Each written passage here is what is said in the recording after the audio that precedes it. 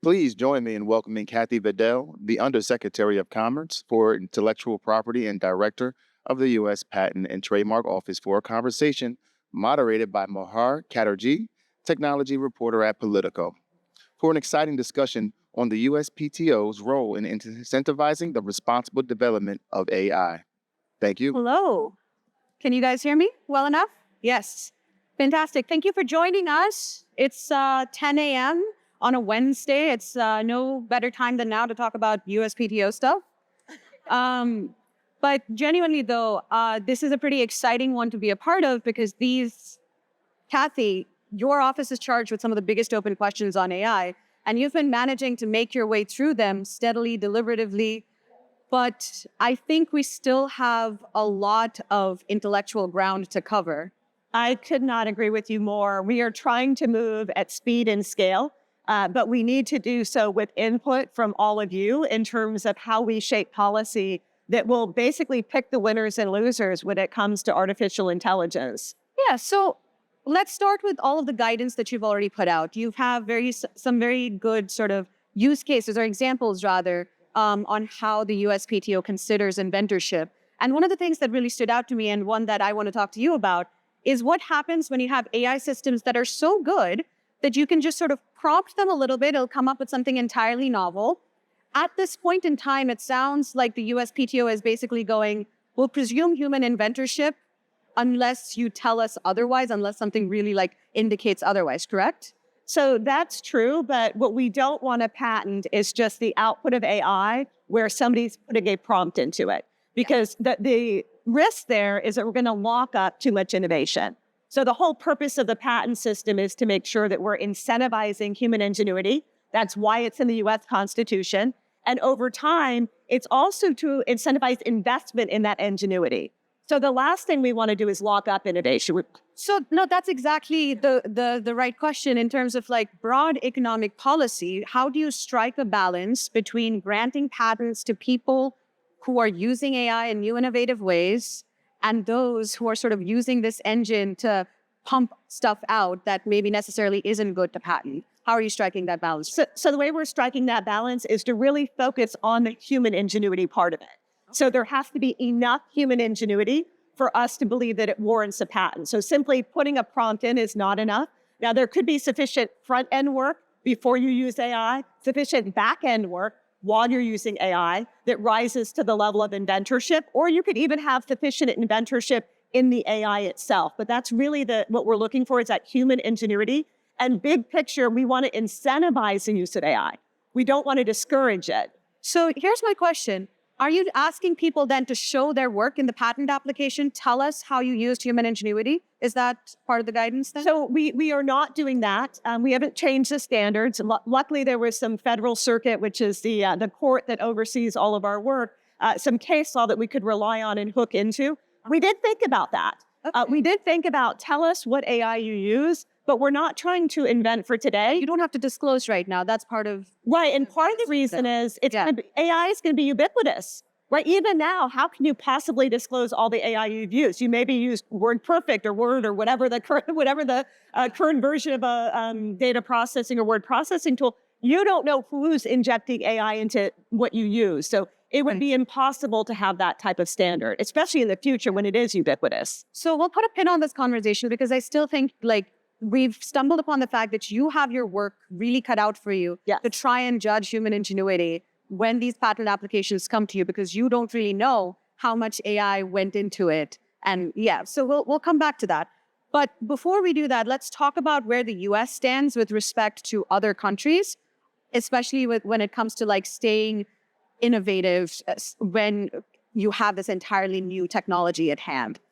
So I will say that I see that as a risk. A lot of people talk about the risks of AI, and they talk about things like bias or other risks that are obvious. To me, the risk is really on the innovative side. That's really where I'm focused, is on our economy and on innovation.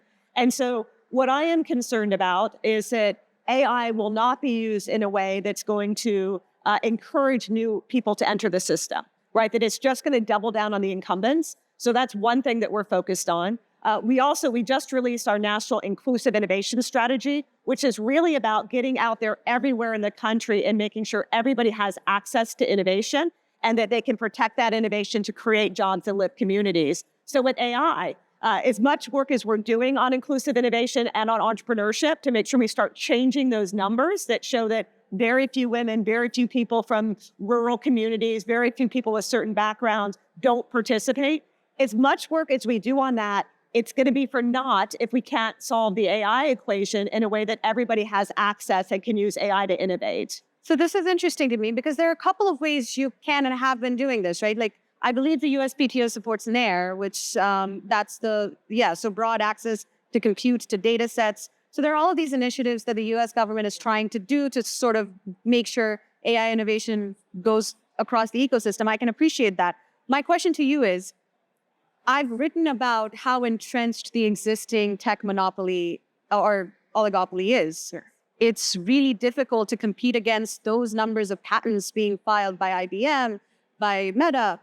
So, like, apart from there, is there any sort of like guidance within the AI sort of thing that specifically is geared towards small inventors? So I will say that everything is geared to making sure we're striking the right balance between when we lock up innovation to some extent with a patent.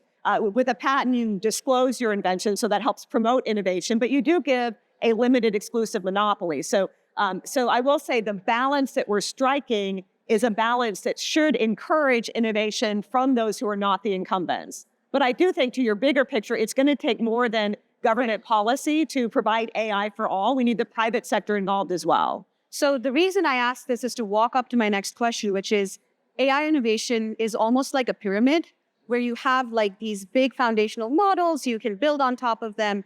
And so if I'm an end stage deployer, right, if I'm trying to build something up here, I was sort of wondering, what does it, right now I know that your guidance sort of says you have to secure all of the IP rights on the way up to train something new with AI.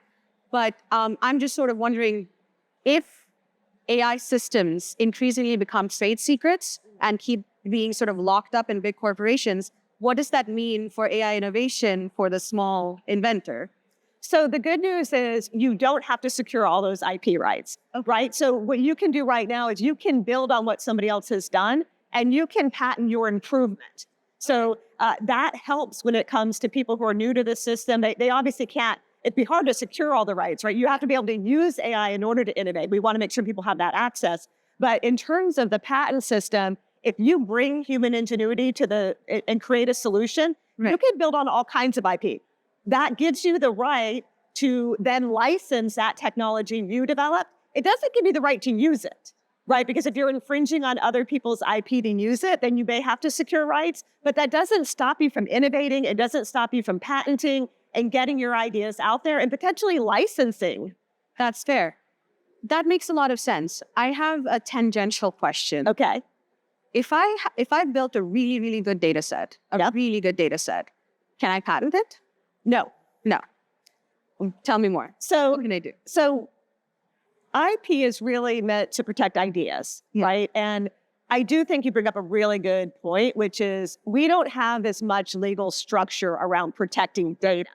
That's something that we need to think about, whether we should have that type of structure. But right now, you can't just patent the collection of data. So AI really poses new risks in terms of what is a legal framework we need to make sure that we're protecting everything we believe should be protected that is created with human ingenuity, right? Data sets are often created with human ingenuity, but our current patent system does not allow you to patent it. You might be able to keep it as a trade secret. That is a possibility if it's not divulged in any way and you follow certain protocols. But I think AI is really challenging us to think about our entire legal construct. Right, because we keep hearing this. AI is only ever as good as the data, and increasingly we're realizing that you can throw money at a thing, you can make AI systems marginally better, but it really does come down to that proprietary, set of information that you're feeding the model. So yes, among many other dimensions, yes, this is one of the ones that some of it falls on your doorstep. I have another question. We were talking about this a little bit, and that's about the anticipated explosion of ingenuity, right? So this is interesting to me, which you have to prove additional human ingenuity. What do you do when people are able to do that over and over again, like say patent a bunch of different chemicals that are just a little bit different from each other, but have novel applications? How are you dealing with that internally? So I will say on the human ingenuity, we do give examples. So if you want to know the type of human ingenuity that you need to patent, you can go look at our examples. The idea that AI can facilitate everybody's inventions, that's fantastic. We love that. We want you to use AI. We want America to lead, and we need America to embrace AI for America to lead in terms of innovation. But that does bring up the point that if a lot of people are using AI and inventing at a faster pace, we're going to have what I would consider simultaneous invention, right? Where people are solving for the things at the same time. Now, we do have an area of law related to that it's one consideration in whether we issue a patent. So we don't issue patents if something's obvious. And one indication that something is obvious is a bunch of people solved for it at the same time.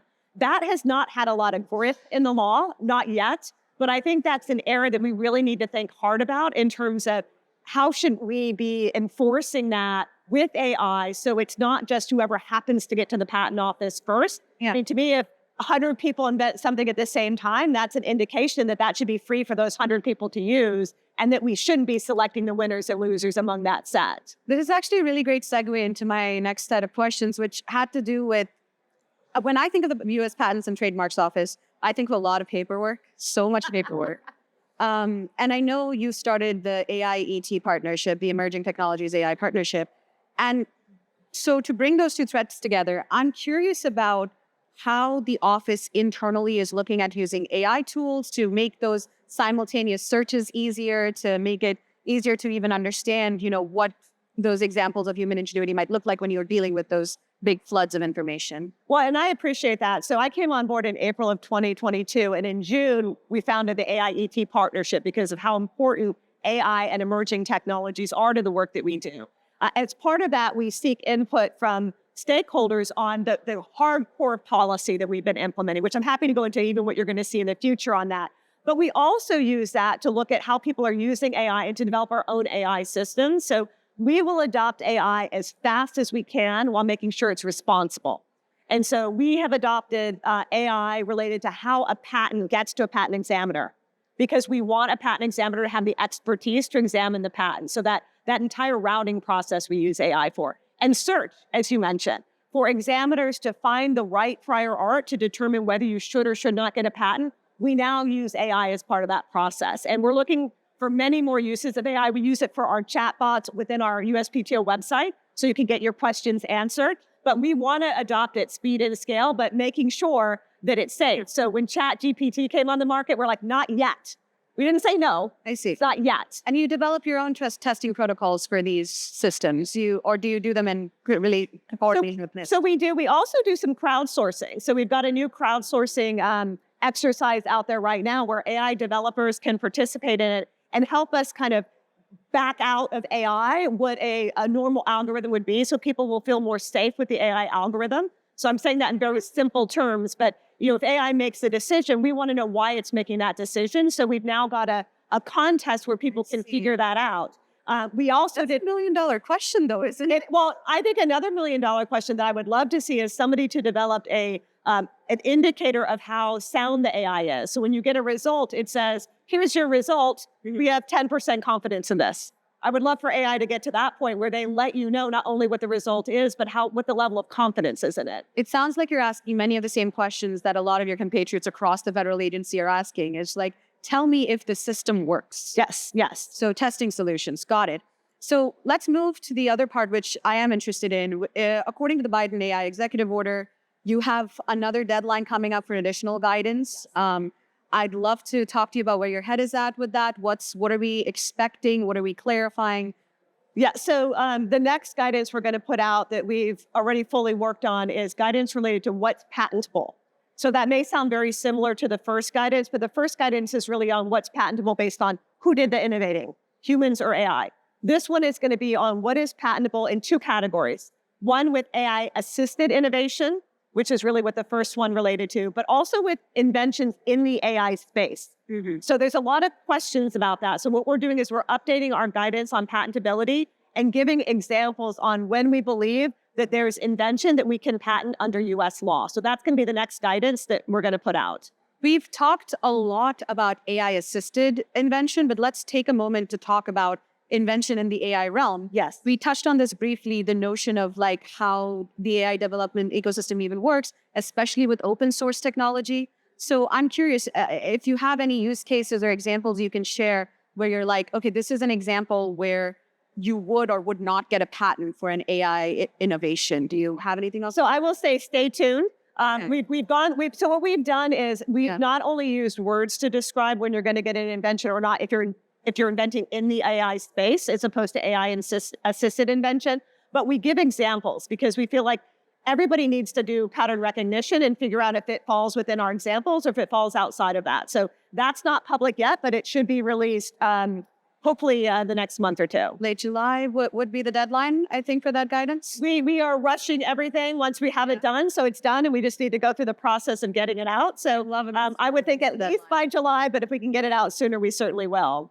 I think my final question for you is just this. What do you think the USPTO's number one priority should be to be economically competitive on the global land stage, the global stage of AI innovation? What's one thing we should keep in mind? So what we need to do is lead, and that's what we're doing. Other countries were waiting for us to develop guidance. They see us as a leader, generally speaking, when it comes to intellectual property. So we need to make sure that we're advancing policy with a lot of thought, but that we're getting out there first. Because if we don't get out there first, then other countries are going to develop policies, and then we're going to be more in a responsive mode. So that's what we've been leading toward. Sorry, I know I said that was going to be my last question, but I do have one last question. And it's essentially, I understand what you're saying. You want the U.S. policy to be the norm because it just makes it easier to trade, to compete.